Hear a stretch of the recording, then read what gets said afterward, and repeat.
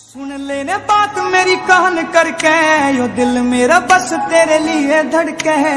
तोड़ के trust miss use करूंगा, बेड कार्ड देखे हाले अपने दिमाग तय। तू ही मेरी जिंदगी का एम सुन ले, एक तू ही मेरी आखिरी उम्मीद बावली। वो तेरा नाम मेरी हर एक सांस पे, तू मान या ना मान मेरी बात लाडली। तेरा नाम मेरी हर